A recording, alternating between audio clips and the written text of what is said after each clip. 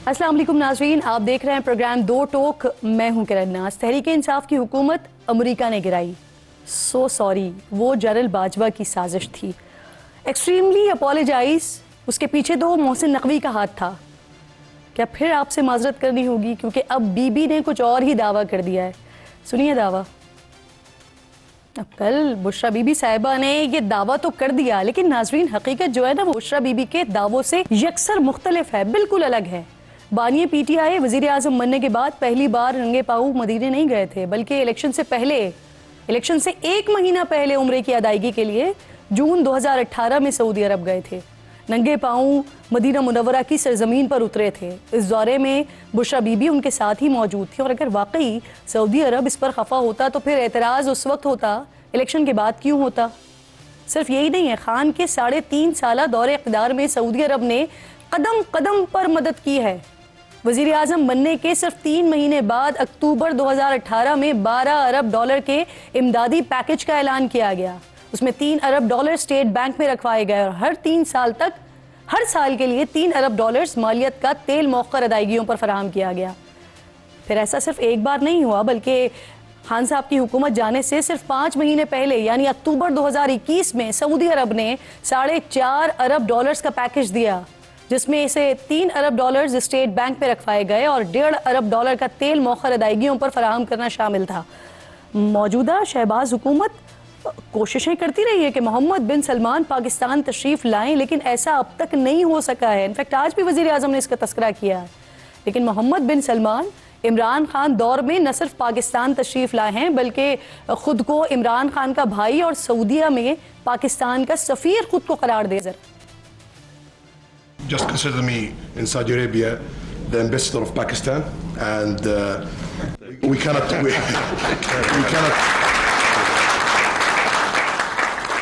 say no to Pakistan. Whatever we can do, we will deliver that.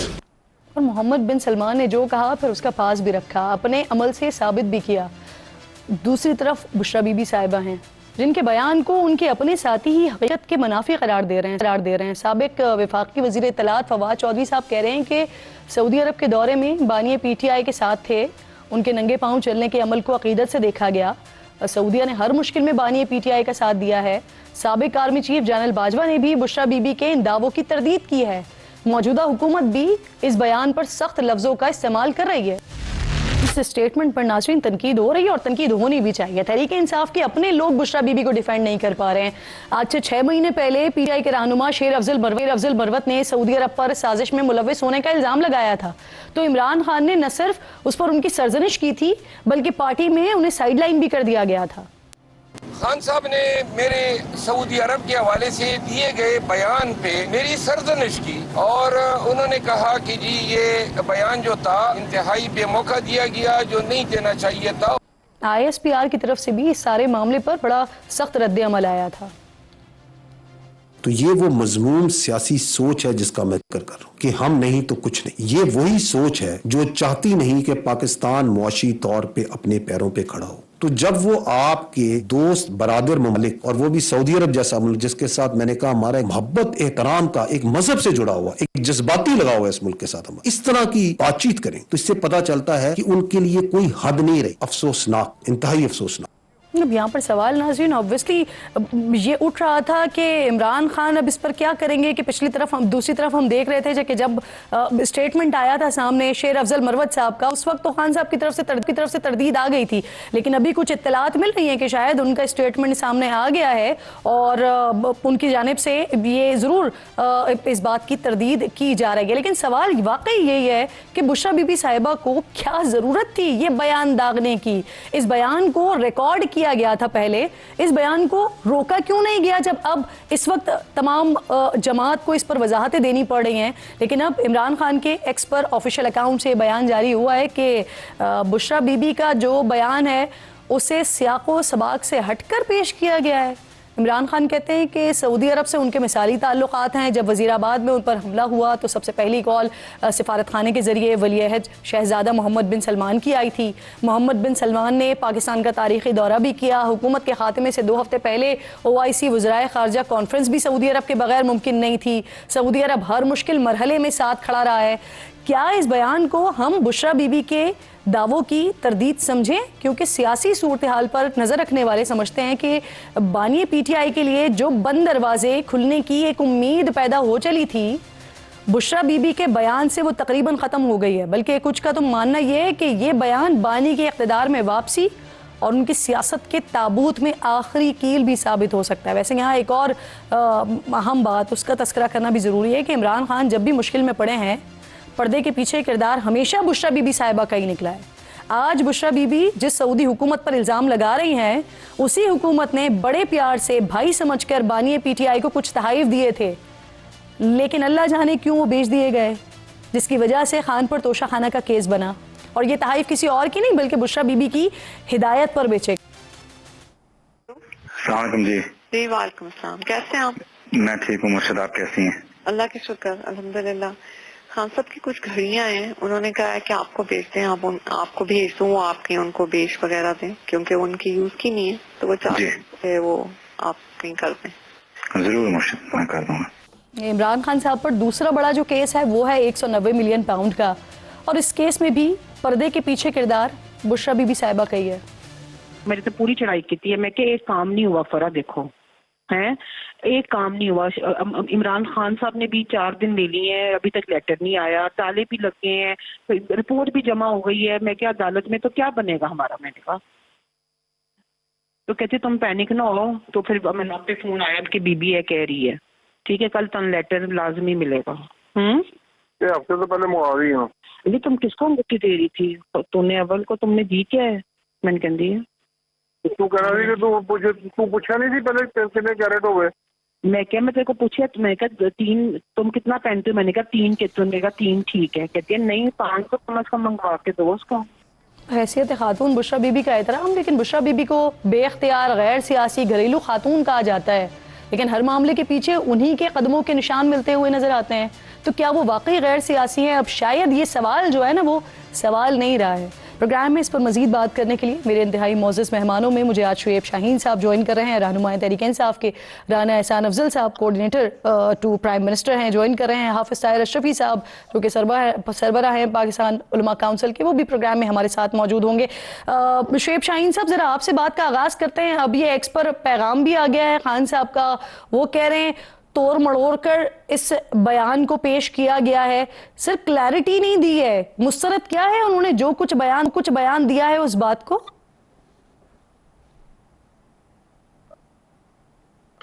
देखिए, पहली बात तो यह है कि खान साहब के बयान के बाद किसी पार्टी रहनुमा का हो या किसी गैर सियासी किसी खातून का हो, तो उसमें तो कोई फर्क बाकी नहीं रहता कि खान साहब की अपनी statement shall be considered as official statement. दूसरी बात यह है कि किस जगह पे उन्होंने सऊदी अरब को इम्प्लीकेट किया है। ये तो इन कठपुतलियों ने जानबूझ के नॉन इशू को इशू बनाने की कोशिश की है, और उनका सियासत से कोई ताल्लुक नहीं। वो क्योंकि ये विरासती पार्टी अगर उन्होंने ऐसी कोई बात नहीं की तो खान साहब को क्या जरूरत पड़ी इस बात की वजाहत देने की? उन्होंने मेरे बात मुकम्मल करने देना, मुझे बात मुकम्मल करने देना, बात मुकम्मल करने दें, आपको वजाहत मिल जाएगी, नहीं तो फिर मेरे से पूछ लीजिएगा। देखिए, पहली बात तो यह है कि उन्होंने लोगों को एक मैसेज दिया 24 के हवाले से। अब उस मैसेज के बैकग्राउंड में उन्होंने कोई ऐसी बात कर दी जिसके ऊपर तूफान खड़ा करने की कोशिश की गई। ना उन्होंने सऊदी अरब का नाम लिया, ना उन्होंने उसको इम्प्लीकेट किया, ना उनका ये मकसद था। उसकी वजाहत कल से आ रही है, सारी पॉलिटिकल पार्टी ने कर दी, इमरान खान साहब ने कर दी, बुशरा बीबी भी वजाहत कर देंगी। उसके बाद इसकी गुंजाइश कोई नहीं है कि आप या कोई भी बैठ के शुएब साहब, आप मेरे लिए इंतहाई मोहतरम हैं शुएब साहब। मैं बेसिकली आपके जरिए, अगर मुझे कोई गलत फहमी है मैं उसको भी दूर करना चाह रही हूँ, अगर सुनने वालों को कोई गलत फहमी है तो मैं उन्हें भी दूर करना चाह रही हूँ। आप जरा मुझे समझा देंगे कि बुशरा बीबी साहिबा ने जो बात कही है उसकी तशरीह कीजिएगा सर, क्योंकि अगर वहां से बात उन्होंने नहीं की तो कौन है जिसके मुल्क में शरीयत खत्म करना चाह रहे हैं, और फिर ये कहां से उठा के लेकर आ गए? ये किसके लिए उन्होंने कहा है, और उम्रा करने कहाँ गए थे नंगे पांव सर? देखें इम्पोर्टेंट बात यह है कि वो एक गैर सियासी खातून है, उन्होंने जो बात की है उसकी वजाहत भी वो खुद करेंगी। कंटेक्स्ट बैकग्राउंड में ये है जिसको जहन में रख के प्रोबेबली बुशरा बीबी ने एक बात कर ली। ये कॉन्टेक्स्ट आप शुएब साहब, आप जो कॉन्टेक्स्ट की बात कर रहे हैं, ये कॉन्टेक्स्ट मिल नहीं रहा, इशू बनाया जा रहा है। नहीं, क्यों नहीं मिल रहा? देखें, उन्होंने कहा सऊदी अरब का नाम लिया है जिसको आप इम्प्लीमेंट कर रहे हैं, या पॉलिटिकल पार्टीज ये कर रही हैं, जो नॉन इश्यूज हैं उनको इशू बनाया जा रहा है। सर शरीयत किस मुल्क में नाफिज है? बाजवा साहब का कहाँ कनेक्शन था? बाजवा साहब के जो सर पहले आप लोग अमेरिका की बात करते रहे, लेकिन जिस वक्त की ये बात हो रही है वहां पर डोनाल्ड ट्रंप थे सर। तो क्या डोनाल्ड ट्रंप ने उनको फोन करके कहा कि वो सऊदी अरब में शरीयत खत्म करना चाहते हैं और इमरान खान को कहां से उठाकर लेकर आ गए?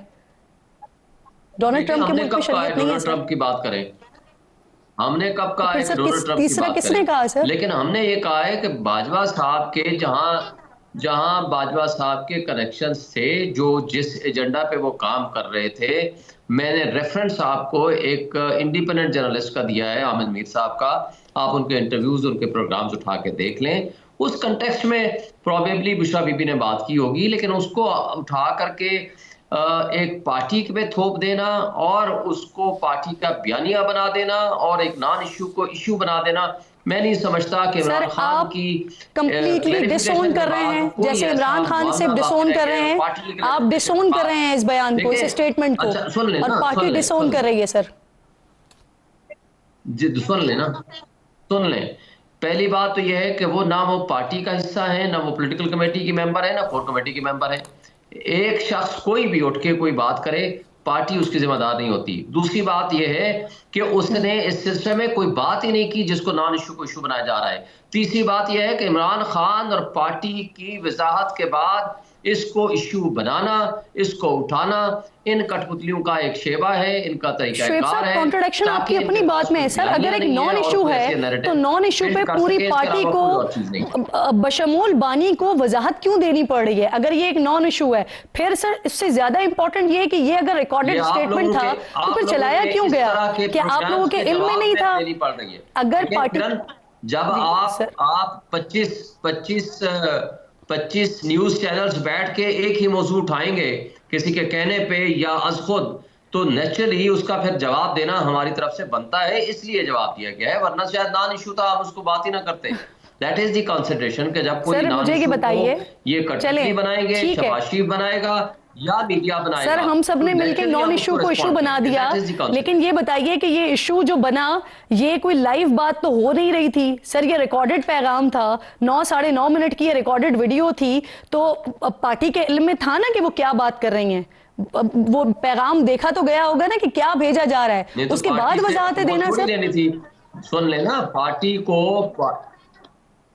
पहली बात तो यह है कि पार्टी की मैंने आपको वजाहत पेश कर दी, ना वो पॉलिटिकल कमेटी का मेंबर है, ना वो कोर कमेटी के मेंबर हैं, कि वो पार्टी के पास पहले वो आ जाए और उसकी अप्रूवल के बाद उसको जारी किया जाए। जारी करना था एक मकसद उनका, वो 24 के प्रोटेस्ट के हवाले से, उसके अलावा कोई मकसद नहीं था। तो लिहाजा अप्रूवल तो उस चीज की दी जाती है या उसकी जो एक पॉलिटिकल कमेटी या एक पॉलिटिकल प्रोसेस का जो शख्स हिस्सा हो, जो कोई भी इंडिविजुअल कैपेसिटी में कोई अपने शौहर के लिए या कोई बहन अपने भाई के लिए कुछ जद्दोजहद करती है, तो उसकी की जाने वाली स्टेटमेंट जो होती है वो लेकिन सर आप लोग खुद जानते हैं कि इस वक्त सिचुएशन क्या है, हालात आपके अपने लिए क्या है। अगर वो घरेलू खातून है, गैर सियासी खातून है, और अगर वो स्टेटमेंट दे रही है और ऐसे स्टेटमेंट्स के जिससे रियासती मामला जो है वो दोस्त बिरादर ममालिक के साथ ताल्लुकात खराब हो सकते हैं, तो उसके लिए कम से कम आप लोगों को एहतियात करनी चाहिए ना। अगर वो गैर सियासी हैं तो आप लोग तो सियासी लोग हैं। सर राना साहब मुझे बताइए, क्या बुशरा बीबी के इस स्टेटमेंट के बाद किसी किस्म का कोई सऊदी अरब के साथ सरकारी सतह पर राब्ता हुआ? सर मुझे इजाजत दीजिए ना, राना साहब बड़े खामोशी से सुन रहे हैं आपकी बात, मुझे इजाजत दीजिए, मैं आती हूँ दोबारा आपकी तरफ, मैं आती हूँ दोबारा आपकी तरफ से, क्योंकि ऑब्वियसली राना साहब वहाँ इतनी बड़ी बात पहुंची होगी, कोई रद्द-ए-अमल आया है वहाँ से? सऊदी अरब मुलव्वस है।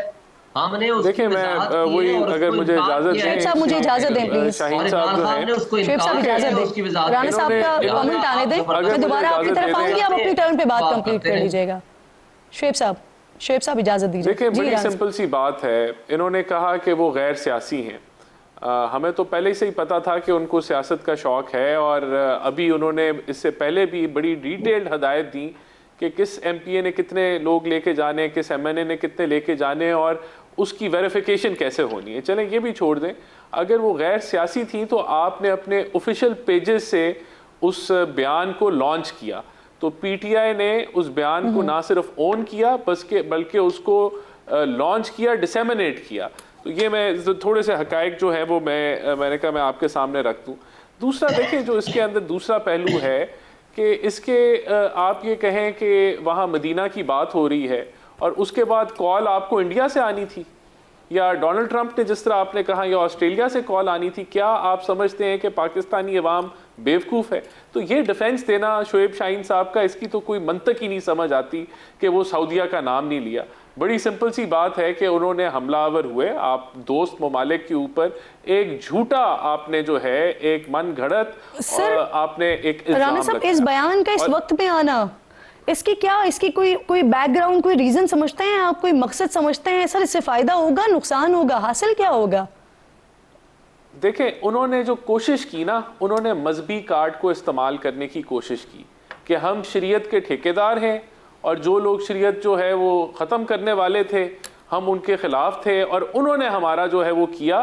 तो ये जो मजहबी एक इससे जो एंगल मुझे समझ आता है कि उन्होंने मजहबी कार्ड इस्तेमाल करके पॉपुलैरिटी गेन करने की कोशिश की कि हम तो बहुत बड़े शरीयत के ठेकेदार हैं। तो ये पहलू भी कि, और वो भी झूठे, देखें या तो होती ना उसमें हकीकत होती, एक झूठा बयानिया बना के मन घड़त जिसमें सच्चाई नहीं है, झूठ की बुनियाद पे मजहबी कार्ड इस्तेमाल करते हुए आपने कोशिश की कि हमें इससे कोई जो है सियासी फायदा हो। तो यही वो सियासत है जो पीटीआई की, जिसको हम बार बार पॉइंट आउट करते रहे हैं कि जब पाकिस्तान को IMF की, मुझे बताइए राना साहब, अभी एहतसाब अदालत ने 190 मिलियन पाउंड केस में नाकाबिल जमानत वारंट गिरफ्तारी जारी कर दिया और बुशरा साहिबा खुद इस वक्त पेशावर में है, तो क्या उनकी गिरफ्तारी को यकीनी बनाने के लिए कोई कार्रवाई हो रही है, कोई प्लान हो रही है, क्या हो रहा है? नहीं देखें, वो तो जो भी पुलिस का रोल है, जब कोई वारंट, जब बेल कैंसिल होती है तो उसके मुताबिक वो मामला चलेंगे। इसके लिए कोई लंबी चौड़ी प्लानिंग हुकूमत ने नहीं करनी, ये तो पुलिस का जो रोल है, किरदार है, वो पुलिस अपना रोल और किरदार अदा करेगी, उसके ऊपर हुकूमती कोई लाएअमल नहीं बनाया जाएगा।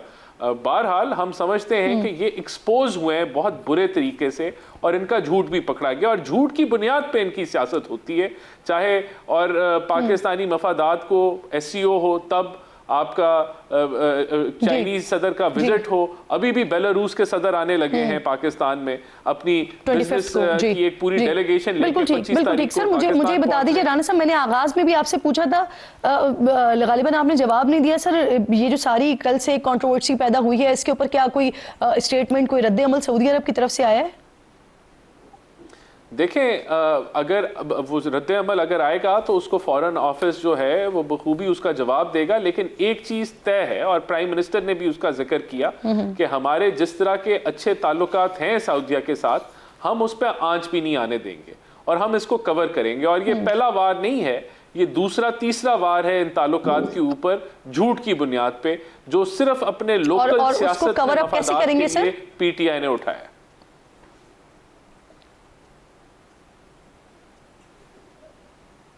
कैसे कवर करेंगे? नहीं, हम देखें, हमारे तो बहुत अच्छे तल्लुकात हैं, हम कहेंगे कि इसके ऊपर बिल्कुल नजर नहीं देनी चाहिए और ये इनका काम ही ये जो पूरी जमात है इसका एक ही अब मकसद रह गया है, इस मुल्क में इंतशार फैलाना, इस मुल्क में पॉलिटिकल इंस्टेबिलिटी फैलाना और इस मुल्क में इकोनॉमिक इंस्टेबिलिटी फैलाना। और इंशाल्लाह ये आपको रद्द अमल आ भी गया। बुशरा बीबी जो हैं उनको बेल इस बुनियाद पे मिली थी कि वो एक अच्छा बिहेवियर दिखाएंगी, इस बुनियाद पे नहीं मिली थी कि वो जो है मुल्की मफादात के ऊपर झूठे बयानिए बना के हमलावर हो। तो उसका रिएक्शन जो है वो बिल्कुल इसको, और ये बेल जो थी ये अंडरस्टैंडिंग से हुई थी, हुकूमत की रजामंदी से हुई थी? क्या चीज? बेल जो हुई थी बुशरा साहिबा की अंडरस्टैंडिंग से हुई थी? वो तो अदालत ने दी ना, लेकिन इस बुनियाद पे दी कि उनका बिहेवियर ठीक रहेगा, हमारी तो उसमें कोई इनपुट नहीं थी। सही। शोएब साहब, PTI की सफ़ों में सर पहली बार ऐसी बात नहीं हुई। बुशरा साहिबा के लिए तो ये कहा जा रहा है कि वो गैर सियासी खातून है, घरेलू खातून है, उन्होंने ऐसी बात कर दी और उसमें भी आप लोग कह रहे हैं कि उसे सियाको सबाक से हटकर पेश किया जा रहा है। लेकिन सर कुछ महीने पहले गरीदा फारूकी साहिबा के प्रोग्राम में शेर अफजल मरवत साहब ने ये बात की थी। इनफैक्ट उसकी वजह से उनको बाकायदा खान साहब की सरजनिश का सामना करना पड़ा था, उनकी पार्टी रुकनियत जो है वो तक मुअत्तल हो गई थी। यानी कहीं ना कहीं पार्टी के अंदर ये बात डिस्कस हो रही है या होती है?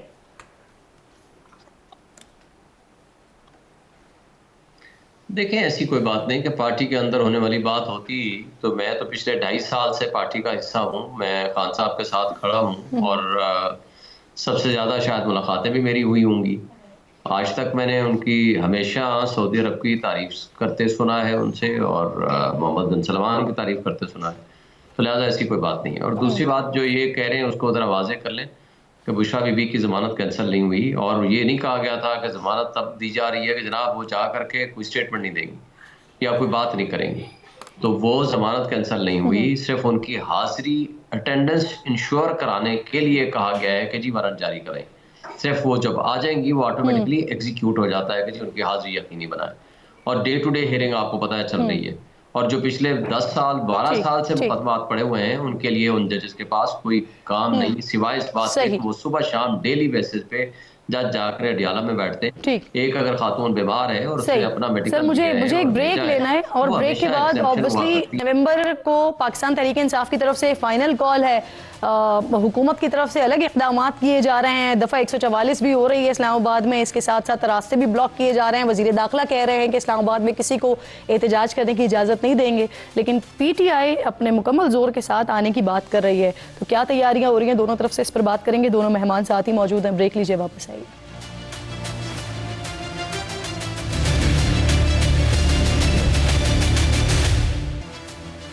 प्रोग्राम में एक बार फिर आपको खुशामदीद कहती हूँ। 24 नवंबर को क्या होने जा रहा है, PTI क्या तैयारी कर रही है, हुकूमत क्या तैयारी कर रही है, इस पर बात करने के लिए दोनों मौजूद मेहमान साथ ही मौजूद हैं। सर आप ये बता दीजिए, शुएब साहब, क्या आप लोगों की प्रिपरेशन है, क्या तैयारियां हैं? कुछ सुनने में इस तरह की बातें भी आ रही हैं कि फोर्स लीडरशिप है PTI की, वो गालिबन कन्विंस करने की कोशिश करेगी। तो सर जरा इसको क्लियर कर दीजिएगा, होने क्या जा रहा है, हो रहा है आप लोगों का जलसा, धरना या एहतजाज? देखें, वो तो आप इनसे पूछ लें। इन्होंने हमारी एहतजाज की कॉल से पहले ही, यानी हमारे इस्लामाबाद में दाखिल होने से पहले ही इन्होंने हमारी एहतजाज की कॉल तो कामयाब करा दी है। यानी आज 22 तारीख है और आज से तमाम मोटरवे बंद, तमाम हाईवेज बंद, तमाम हॉस्टल्स बंद, तमाम गेस्ट हाउसेज होटल्स बंद, तमाम कनेक्शन एक रास्ते से एक शहर से दूसरे शहर तक बंद, इंटरनल जो कनेक्शंस हैं वो भी बंद। तो ये तो इन्होंने खुद हमारी एहतजाज की कॉल तो ऑलरेडी वक्त से पहले ही उन्होंने हमारी एक्सेप्ट कर ली है। अब बंदे कितने आते हैं, कब आते हैं, किस वक्त पहुंचते हैं, किस तरह पहुंचते हैं, ये तो 24 को देखा जाएगा। लेकिन बात यह है कि धरने का हदफ क्या तय हुआ है, आप खुद बता रहे हैं, आपकी नॉलेज में है शुएब साहब अच्छे तरीके से कि हुकूमत क्या क्या स्टेप्स ले रही है? हुकूमत सख्त इक़दाम की तरफ इशारा दे रही है, एक्शंस का इशारा दे रही है। तो आप लोगों ने क्या हदफ और क्या मुकाम अपना तय किया है? लोग कैसे पहुंचेंगे सर? देखिए, जिस तरह इन्होंने माजी में, आपको याद होगा, 4 माजी करीब की बात करता हूँ, 4 और 5 अक्टूबर को इन्होंने सारे रास्ते बंद किए हुए थे। आपको पता है पूरा पंजाब बंद था, KP बंद था, खंदकें खोदी हुई थी, कहीं से गुजरने का रास्ता नहीं था। बहरहाल 4 और 5 को लोग पहुंचे टी चौक में, उन्होंने अपना एहतजाज रिकॉर्ड कराया। ये अलग बात है, गिरफ्तारियां भी हुई, सब कुछ हुआ। तो बात यह है कि लोग, अब संगजानी का जलसा हमने परमिशन के साथ किया, आपको पता है, और उसमें हाई कोर्ट के 6 आर्डर थे और साथ DC का हुक्मनामा भी था। फिर भी सारे रास्ते बंद कर दिए थे। तमाम रास्तों की बंदिश के बावजूद बहुत बड़ा जलसा हुआ और लोग पहुंचे। बात ये होती है कि देखें, जब अवाम इनको मुस्तरद कर चुकी है, अवाम इनको रिजेक्ट कर चुकी है, जमहूरियत को ये दफन कर चुके हैं, आइन और कानून की पामाली इनका शेवा बन चुका है, निज़ाम इंसाफ पे ये हमलावर हो चुके हैं 26वीं आईनी तरमीम के जरिए। अब इसके बाद अवाम के पास क्या कोई चीज़ बाकी रह गया है एहतजाज के अलावा कि वो बाहर निकलें और अपना एहतजाज रिकॉर्ड कराएं? और इनको इतना डर और खौफ है अवाम से।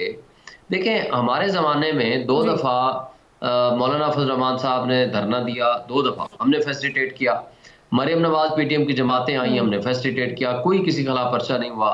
बिलावल भुट्टो ज़रदारी साहब सिंध से निकले, पंजाब में भी हमारी हुकूमत थी, वो इस्लामाबाद में पहुंचे, हमने कोई धरना नहीं किया। बात यह है कि अगर ये वाकई अवाम से नहीं डरते तो इनको कहें जी आ जाए, ये जगह मुतय्यन कर दी, आए। शुएब साहब वैसे आप भी सर याद करें सर, 9 मई से पहले आपके भी ये मुसलसल रैलियां, जलसे, एहतजाज आपके भी 9 मई से पहले सर कंटिन्यूसली होते रहे हैं और बगैर किसी रुकावट के होते रहे हैं, जिसमें एक जो सानेहा है वो वजीराबाद वाला सानेहा है, तो सर याद कर लें 25 मई सर वो बगैर रुकावट के होते रहे। इसके बाद अब यकीनन जिस तरह इन्होंने तशद्दुद किया था, जिस तरह इन्होंने 25 मई 2022 को तशद्दुद किया, रास्ते ब्लॉक किए, रास्ते रोके, लोगों के घरों में घुस गए। आपको याद होगा नासरा जावेद इकबाल के घर में भी ये घुस गए थे, जिसकी स्टेटमेंट आई थी। एक बंदे बल्कि पुलिस वाला मर्डर हो गया था, क्योंकि जिसके घर में घुसे उस बंदे ने कहा शायद डाकू घुसा है, उन्होंने सीधा फायर कर दिया था, याद होगा आपको। और जिस अंदाज से इन्होंने 25 मई के हरकतें की थी, उससे बदतर हरकतें और नहीं हो सकती जो उन्होंने की थी। और इसी तरह आपको याद मुझे इसका जवाब लेने दीजिए सर, राणा साहब से मुझे जवाब देने दीजिए। को इमरान खान की जब हाजिरी थी जी सर, ये इस बात का जरा मैं जवाब ले लूं जो आप बात कर रहे हैं एहसान साहब। इस वक्त सिचुएशन ये है सर, इस्लामाबाद में ही अगर मैं देख रही हूँ तो सिचुएशन यहाँ पे हो रहा है, रास्ते बंद हो रहे हैं सर, हॉस्टल्स बंद हो रहे हैं, सोशल मीडिया बंद हो रहे हैं, कंटेनर्स हर रोड पर नजर आ रहे हैं। एक दफा 144 नाफिज की जा रही है, इजाफी सिक्योरिटी यहाँ पर तलब कर ली गई है, मुसलसल प्रेस कॉन्फ्रेंसेज हो रही हैं, बयानात आ रहे हैं सर, ये सारे इक़दामात हो रहे हैं और सारे शहर को एक परेशानी में डाला हुआ है सर। देखें, सबसे पहली बात तो ये कि इस्लामाबाद हाई कोर्ट ने भी इनको इजाज़त नहीं दी इस एहतजाज की, और गवर्नमेंट ने भी 144 लगाया हुआ है। देखें, बात ये है इसकी क्या वजह बनी, जो इनकी मैसेजिंग थी, मैसेजिंग इनको जो 2 हमने जलसों की भी इजाज़त दी, वहाँ की भी आप ज़ुबान देख लें कि किस तरह की इंतशारी ज़ुबान इन्होंने इस्तेमाल की, और उसके बाद जो अभी मैसेजिंग की वो बड़ी क्लियर है। फ़ाइनल कॉल जो है वो कोई पुरअमन नहीं होती। फाइनल कॉल में आप कफन बांध के नहीं आते, जनाजों की तैयारी करके नहीं आते, आप सारा ये जो जिहाद के नारे लगा के नहीं आते। ये बिल्कुल इंतशारी इनका प्लान है और इनकी एक तारीख है वायलेंस की, चाहे ज़मान पाक में पेट्रोल बम मारना हो, रेडियो पाकिस्तान PTV पे हमला करना हो, उसके अलावा 9 मई के वाक़यात हो, फिर सरकारी मशीनरी और सब कुछ इस्तेमाल करके इस्लामाबाद में तोड़फोड़ हो, तो ये तमाशा, इसकी इजाज़त नहीं दी जा सकती। 25 को यहाँ सदर आ रहे हैं एक बेलारूस के, 25 को ये चीजें क्लियर होंगी। तो अगर इसी तरह इन्होंने जो है हर थोड़े अरसे बाद, सर हिकमत अमली में क्या इस बार आप लोगों ने वाटर कैनन भी रखी है, क्या ठंडे पानी का इस्तेमाल किया जाएगा मुजाहिरीन पर अगर वो आने की कोशिश करते हैं? देखें, गवर्नमेंट जो है यहाँ ना इकोनॉमिक इंस्टेबिलिटी आने देगी, ना पॉलिटिकल इंस्टेबिलिटी आने देगी, और ये जो इनकी फाइनल कॉल है ये रद्द होगी। और ये जो तमाशा बार बार लगता है इस मुल्क को डिस्टेबलाइज करने का, उसकी इजाज़त नहीं दी जाएगी। हमें यकीन है कि इनके प्लान है कि यहाँ कोई लाशें गिरें, कोई इंसिडेंट हो, वो भी नहीं हमने होने देना। तो हमारी सिक्योरिटी की जिम्मेदारी है। आप दोनों मेहमान मेरे साथ ही मौजूद हैं। अल्लामा ताहिर अशरफी साहब मुझे ज्वाइन कर चुके हैं, चेयरमैन है पाकिस्तान उलमा काउंसिल। शुक्रिया अल्लामा साहब आप, क्योंकि उस दौरान जब इमरान खान साहब की हुकूमत थी और जब ये दौरे होते रहे, विजिट्स होते रहे, उम्रा परफॉर्म किया जाता रहा, तो उस वक्त आप भी साथ होते थे। अब जो स्टेटमेंट बुशरा बीबी साहिबा की तरफ से आया उसको आपने बाकायदा तौर पर उसकी तरदीद भी की है, लेकिन सर कल के उस स्टेटमेंट के बाद अब जो डैमेज हो गया वो ओवरकम हो सकेगा अल्लामा साहब? बिस्मिल्लाहिर्रहमानिर्रहीम, नहमदुहु व नुसल्ली व नुसल्लिमु अला रसूलिहिल करीम। देखिए, गुजारिश ये है कि मुमलिकत सऊदी अरब जो है ना, और उसकी क़यादत, उसका ताल्लुक पाकिस्तान से है, पाकिस्तान की अवाम से है। यहाँ पर वजीर आज़म कोई भी आए या यहाँ क़यादत कोई भी हो, हमेशा सऊदी अरब ने ये देखा है कि पाकिस्तान को और पाकिस्तान के लोगों को किस अंदाज से हमने उनके साथ मोहब्बत और प्यार और ताउन करना है। और अब भी आप देखें, इस वक्त भी अगर आपके मुल्क में सरमायाकारी आ रही है तो वो खुद डायरेक्ट बराह रास्त सऊदी वलीअहद अमीर मोहम्मद बिन सलमान जो हैं वो उसकी निगरानी कर रहे हैं। जो कल मोहतरमा ने कहा है उसका कोई वजूद नहीं है। यानी बड़ी अजीब सी बात है कि दुनिया में इस वक्त 57 इस्लामी ममालिक में वाहिद मुमलिकत सऊदी अरब है जहाँ पे अल्लाह की हदूद जो है वो नाफिज हैं, शरी हदूद नाफिज हैं। और वो बड़ी अजीब उनकी बात थी। कौन सी इमरान खान साहब यहाँ पर शरीयत लेके आए हुए थे या ला रहे थे, या शरीयत का परचम जो है मैं खुद जाती तौर पे कई बार उनके पास गया ये लेख के कि कम से कम अदालती निज़ाम में बेहतरी हो जाए। तो जो कल उन्होंने, मेरा नहीं ख्याल है, लाजमी बात है, अफसोस भी हुआ होगा, दुख भी हुआ होगा सऊदी अरब के लोगों को भी, क़यादत को भी इस तरह के बयान से। तो लेकिन वो आदी हैं कि खान साहब के दौर में भी बाकायदा अमीर मोहम्मद बिन सलमान के खिलाफ कैंपेन जो है वो चली यहाँ पर। अब भी आप अगर देखें तो पिछले जितने आपको पीटीआई से मुत्तसिल यूट्यूबर हैं या लोग हैं, वो देखें पिछले 10-12 दिन से वो जो कुछ शफी साहब, अब इमरान खान साहब का स्टेटमेंट तो आया, वो ये कह रहे हैं कि सऊदी अरब के साथ पहले भी अच्छे ताल्लुकात थे, अब भी अच्छे ताल्लुकात हैं। बुशरा साहिबा के स्टेटमेंट को वो कह रहे हैं कि ये सियाको सबाक से हटकर पेश किया गया है, इसको तोड़ मरोड़ कर पेश किया गया है। तो अब सर जो डैमेज हो गया है उसको कंट्रोल करने की, उसको कवर अप करने की कोशिश किया है खान साहब ने। हाँ, मेरा ख्याल है, लेकिन आप देखें ना मोहतरमा के 2 जुमले बड़े क्लियर है कि वो कहते हैं हम अपने मुल्क में शरीयत खत्म कर रहे हैं, हम अपने यहाँ से शरीयत खत्म कर रहे हैं, तुम अब पाकिस्तान में शरीयत, तो उससे बड़ा क्लियर वाज़े है कौन सी। अब जो वो कह रहे हैं जी इससे मुराद जनरल बाजवा की फैमिली थी या बुला था, उस जनरल बाजवा की फैमिली ने कहाँ पर शरीयत नाफिज की हुई थी। तो ये बिल्कुल मेरा ख्याल है। सर एक तो मुझे ये बता दीजिएगा कि क्या इस सारे मामले पर जनरल बाजवा से आपकी कोई बात हुई हो, और दूसरा ये आपके बड़े करीबी ताल्लुकात हैं सर सऊदी अरब के साथ, तो वो इस बयान को किस तरह से देख रहे हैं, पाकिस्तान में मौजूद सफीर इसको किस तरह से देख रहे हैं। मैंने जैसा कि अर्ज किया कि सऊदी अरब की मोहब्बत, सऊदी अरब का प्यार वो पाकिस्तान के साथ है, पाकिस्तान की अवाम के साथ है। लिहाजा ये जरूर है कि मैं समझता हूँ, मेरी जिससे बात तो नहीं उस तरह हुई, लेकिन मैं ये समझता हूँ कि इससे दुख तो जरूर हुआ होगा, लेकिन वो इन चीजों को पाकिस्तान की अवाम के साथ जो मोहब्बत और प्यार है उस पर गालिब नहीं आने देते, और ना इंशाअल्लाह आने देंगे। ये जरूर है कि हमारे 25 लाख से ज्यादा पाकिस्तानी सऊदी अरब में है, इस तरह की बातों से उन पर भी हरफ आता है। लेकिन जैसा कि मैंने कहा, और दूसरी बात आपने जो कही, तो बाजवा साहब तो बेचारे इमरान खान साहब के लेके ये कहते हैं टेलीफोन, वो तो खुद वहां मौजूद थे इन दौरों के अंदर, और जो कुछ उन्होंने किया इमरान खान साहब के लिए वो भी आम रिकॉर्ड है। इमरान खान साहब ने मलेशिया कॉन्फ्रेंस के ऊपर जो कुछ किया था वो डैमेज तो हुआ था, उसको किसने ठीक किया था? वो जनरल बाजवा ने ठीक किया था। तो ये बिल्कुल बेबुनियाद बात है, झूठ है, इसका हकीकत से कोई ताल्लुक नहीं है। और जो डैमेज इमरान खान ने अपने दौरे हुकूमत में किया था उसको कवर अप, उसको हील करने की कोशिश जनरल बाजवा ने की थी, क्योंकि इस तरह की खबरें उनके दौर में आई थी सर कि एक बार गालिबन होटल की लॉबी में, एक बार कैबिनेट में कुछ इस तरह के लफ्जों का इन्होंने इस्तेमाल किया था, जिसकी वजह से ये काफी ताल्लुकात में नागवारियत आ गई थी।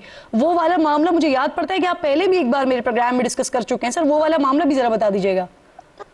देखिए, मैंने जैसा कि पहले अर्ज किया कि सऊदी अरब जो है वो पाकिस्तान और पाकिस्तान की अवाम से प्यार करता है, लेकिन उस वक्त जो हालात बने, जिस अंदाज से बगैर सोचे समझे मलेशिया कॉन्फ्रेंस में जाने का ऐलान हुआ और बाकी सारा कुछ हुआ कि नई OIC बनाई जाए, तो उसने पाकिस्तान को डैमेज किया था। उससे हमारे ताल्लुकात, अगरचे सऊदी अरब ने उस वक्त भी बड़े दिल का मुजाहरा किया सऊदी क़यादत ने, लेकिन ये उस वक्त भी इस तरह की हरकतें हुई कि जिससे सऊदी अरब और पाकिस्तान के ताल्लुकात को खराब किया जाए, लेकिन उसमें जनरल बाजवा ने बड़ी मेहनत की। अरब सिर्फ अलामा साहब, ये जो नई OIC की बात हुई थी, ये कश्मीर के मामले को लेकर हुई थी या किसी और मामले पर थी? नहीं, ये भी एक मलेशिया में हमेशा जो महातिर मोहम्मद साहब हैं उनका एक अपना नुक्ता नजर है अरबों के खिलाफ, और उन्होंने इससे पहले 4 कॉन्फ्रेंस की थी जिनमें कभी पाकिस्तान को बुलाया ही नहीं। यानी ये समझ लें कि एक नई OIC जो है उनका ख्याल है कि वो बनाए, वो बहुत अरसे से लगे हुए थे, पाकिस्तान को कभी बुलाया ही नहीं उन्होंने। अलामा साहब, मुझे बताइएगा कि ये जो डैमेज हुआ था खान साहब के दौरे हुकूमत में, इस सब के बावजूद ताल्लुकात को बेहतर करने में और ट्रैक में लाने में आपका बड़ा नाम आता रहा है, आपका बड़ा किरदार रहा है कि आपको जामिन और फिर सालिसी भी ठहराते रहे इस सारे मामले में। नहीं जी, हम तो, मेरा ये मुल्क है, मेरी अर्ज़ हरमैन शरीफैन से हमारी जो मोहब्बत है, वहाँ हमारा किबला है, काबा है, हमारा ईमान और अकीदे का ताल्लुक है। तो लाजमी बात है कि मैं तो सऊदी अरब जो है वहाँ, और फिर सऊदी अरब हमारा मोहसिन है, हर मुश्किल वक्त में हमारे साथ आगे खड़ा होता है, जैसा कि अभी आजकल भी आप देखें।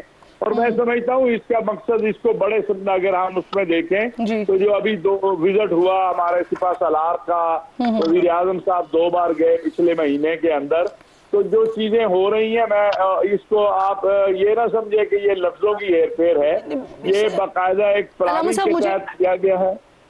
जी ठीक, बिल्कुल ठीक। बहुत बहुत शुक्रिया सर, आप प्रोग्राम में साथ मौजूद थे। मुझे बताइएगा सर, एहसान साहब, इस वक्त खान साहब को जेल में कोई पैगाम भेजा गया है क्या? क्योंकि राना साहब कह रहे हैं कि इस्टेब्लिशमेंट सियासी डायलॉग के हक में है। शेख वकास अकरम ने भी हुकूमत और पीटीआई के राब्तों का एतराफ़ किया है, लेकिन कल शाम वज़ीर दाखिला मोहसिन नकवी साहब ने कहा कि धमकियों के साथ मुज़ाकरात नहीं हो सकते। तो क्या सर अब भी किसी सतह पर मुज़ाकरात हो रहे हैं या ये सिलसिला ख़त्म हो चुका है? ये देखें, गवर्नमेंट के दरवाजे तो हर वक्त खुले थे। ये तो इनका मौक़िफ़ था कि इन्होंने हुकूमत से बात नहीं करनी और इस्टेब्लिशमेंट से बात करनी है। तो बाकी जहाँ तक देखें राब्तों की बात है, तो जो गंडापुर साहब हैं, जो चीफ एग्जेक्टिव हैं, चीफ मिनिस्टर हैं KPK के, उनके साथ भी राब्ते हैं। और हमारी तरफ से तो यही मशवरा है कि आप इसको ख़त्म करें। मुल्क के अंदर जो है मज़ीद आप पॉलिटिकल इंस्टेबिलिटी जो आपका एजेंडा है उसको रोकें और मुल्क के मफाद के लिए काम करें। और यही बात एपेक्स कमेटी में प्राइम मिनिस्टर ने भी की कि मिलके बैठ के मुल्क के सियासी कैदियों और इमरान खान की रिहाई पर मुज़ाकरात हो सकते हैं, धरना और ये अगर धरना मौखर हो जाता है और तो। आगे बढ़ने दें मुल्क को। लेकिन मेरा ख्याल है कि इनका जो है कोई ऐसा एजेंडा नहीं है और ये कायम है इंतशारी अपने मकासद के ऊपर और उससे ये नहीं हटेंगे। ठीक, शुएब साहब, किसी भी सतह पर मुज़ाकरात हो रहे हैं या ये सिलसिला बिल्कुल ख़त्म हो चुका है? देखें, एक बात करके मैं आपके सवाल का जवाब दूंगा। ये जो ताहिर शरीफ साहब ने या जो सऊदी अरब के साथ हमारा रिलेशनशिप है, आपको याद है कि OIC के 2 दफ़ा प्रोग्राम हुए थे हमारे ज़माने में, और बल्कि जब अदम एतमाद आया था उसके बाद भी OIC का इजलास हुआ था। लिहाजा हमेशा सऊदी अरब और पाकिस्तान के अच्छे ताल्लुकात रहे, जिसमें मरकज़ी किरदार अदा किया इमरान खान साहब की शख्सियत ने और उनकी गवर्नमेंट के ज़माने में। चलें अब आगे आता हूँ। देखें, मैं नेगोशिएशन कमेटी का मेंबर नहीं हूँ।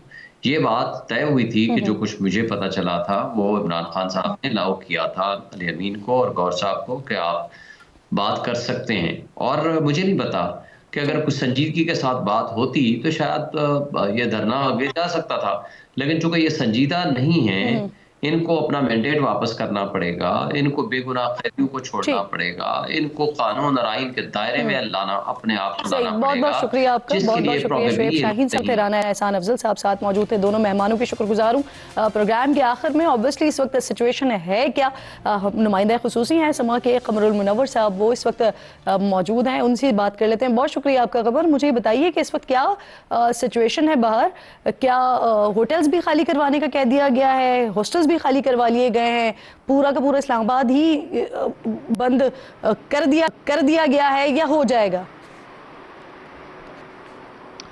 जी बिल्कुल, इस्लामाबाद के लिए जो इंतजामात किए गए हैं, इस्लामाबाद हाई कोर्ट के फैसले के बाद उनको मज़ीद सख्त कर दिया गया था और अब 2200 कंटेनर जो हैं वो इस्लामाबाद के मुख्तलिफ शाहराहों पर ला रखे गए हैं। और कुछ शाहराहें जो हैं, जिस तरह ईरान एवेन्यू है, उसको मुकम्मल तौर पर बंद कर दिए गए। इसके अलावा संगजानी के करीब जो है आने वाला रास्ता जो उसको भी मुकम्मल तौर पर बंद कर दिया। बाकी तमाम शाहराहों के ऊपर कंटेनर जो हैं वो ग्रीन बेल्ट्स और जो सर्विस रोड्स हैं वहाँ पर रखे गए हैं और कल सुबह या दिन के वक्त जो है ये रास्ते भी बंद कर दिए जाएंगे।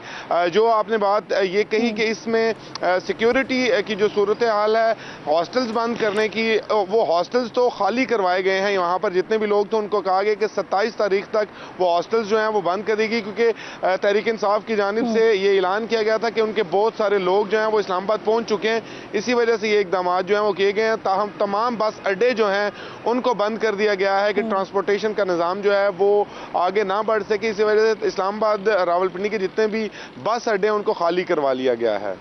जी अच्छा, क्या मोटरवेज जो है वो मेंटेनेंस के लिए बंद कर दिया गया है?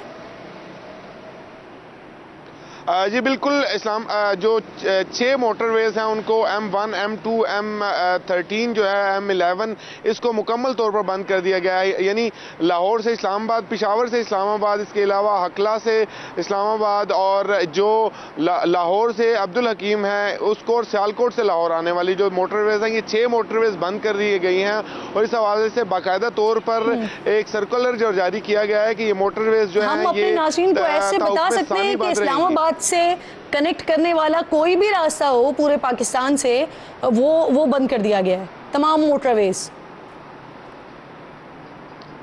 जी मोटरवेज जो हैं वो मुकम्मल तौर पर बंद है। मोटरवेज के ज़रिए अगर आने वाले जो रास्ते हैं क्योंकि मेंटेनेंस के लिए बंद किए गए हैं तो वो उस जगह से बंद किए जाते हैं जहां से गाड़ियों ने ऊपर चढ़ना है, मतलब टूल प्लाजा से। तो इसी वजह से ये कहा जा सकता है कि मोटरवेज के जरिए आने वाले तमाम रास्ते बंद हैं। GT रोड भी मुख्तलिफ जगहों से बंद है, जिस तरह जेलम और सराय आलमगीर के करीब कहा जा रहा है कि कंटेनर्स रखे गए हैं, तमाम वहाँ सर्विस रोड्स मौजूद हैं। कमल, पिछली बार तो हमने देखा था कि जब PTI ने इस्लामाबाद आने का ऐलान किया था तो वो आई तो रास्तों के साथ साथ मोबाइल फ़ोन सर्विस भी बंद थी, इंटरनेट सर्विस भी बंद थी। तो क्या इस बार भी कुछ इसी तरह का प्लान है या इस बार हुकूमत एक स्टेप और आगे बढ़ गई है? जी बिल्कुल आपने ठीक कहा कि इस दफ़ा ना सिर्फ हुकूमत आगे बढ़ गई है, जो इकदाम किए गए हैं अगर 5 अक्टूबर के लिहाज से देखा जाए तो उससे 2 गुना इंतजाम किए गए हैं। इस्लामाबाद पुलिस ने 30,000 बैरूने जो दूसरे सूबे हैं वहाँ से नफरी मंगवाई है, 50 के करीब जो प्रिजनर्स वैन्स मंगवाई गई हैं। इसके अलावा बहुत सारी ऐसी चीज़ें की गई हैं जो पहले हमने इसकी प्रेसिडेंट्स जो हैं वो नहीं देखी थी, जो इस दफ़ा की जा रही है। और सेलुलर सर्विस के साथ साथ इस दफ़ा इतला ये है कि जो ब्रॉडबैंड की सर्विसेज हैं, जो घरों के अंदर इंटरनेट होते हैं या ऑफिस के अंदर जो इंटरनेट होंगे, ये भी काम नहीं करेंगे। और इस हवाले से हमने आज वफाकी वज़ीर दाखिला से भी पूछा तो उनका ये कहना था कि अमनो अमान की सूरत हाल को बेहतर रखने के लिए हर मुमकिन कदम उठाना है और इसके हवाले से कल फैसला किया जाएगा कि ब्रॉडबैंड सर्विसेज जो हैं वो भी बंद करनी है, क्योंकि सेलुलर सर्विसेज बंद करने के हवाले से तो पहले ही बता दिया गया था। अच्छा, मुझे बताइए कि शहर में ऑब्वियसली जगह जगह कंटेनर्स लगे हुए हैं, इससे पहले भी जो एहतजाज हुआ हमने वहां पर भी यही सब कुछ देखा था, फिर दूसरे सूबों से नफरी भी बुलाई गई है, रेंजर्स और FC को भी तलब किया गया। तो इस सारे अमल को रोकने के लिए यानी PTI के एहतजाज को रोकने के लिए हुकूमत को कितने अरब खर्च करने पड़ रहे हैं? अच्छा, इसमें मैं आपको एक बात बताऊं कि एक कंटेनर जो होता है उसकी फीस जो होती है एक दिन की वो 30,000 रुपये होती है और इस वक्त 2200 कंटेनर जो हैं वो यहाँ पर मौजूद है, तो ये करोड़ों रुपए बनते हैं।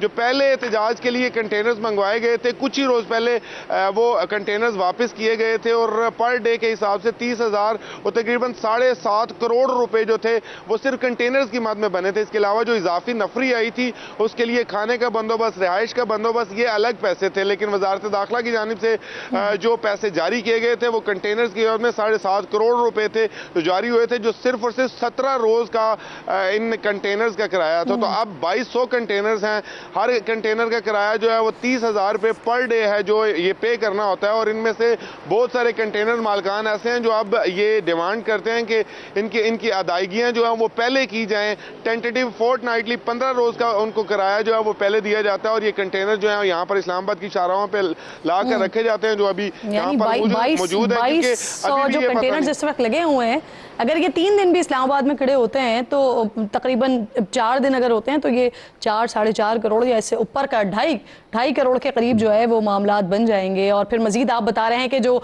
लोग यहाँ पर नफरी मौजूद हैं उनके खाने पीने के अखराजात अलग हैं, फिर उनको जो सर्विसेज करनी है उसके अखराजात अलग हैं। तो ऑब्वियसली हुकूमत को इस एहतजाज को रोकने के लिए अच्छा खासा खर्चा। बहुत शुक्रिया आपका, कमरुल मुनव्वर प्रोग्राम में साथ मौजूद थे। वक्त ख़त्म हो गया, इंशाल्लाह नाज़रीन से मुलाकात होगी कल। अपना और अपने मुल्क का खास ख्याल रखिए, फ़लस्तीन को अपनी दुआओं में याद रखिए। अल्लाह निगहबान।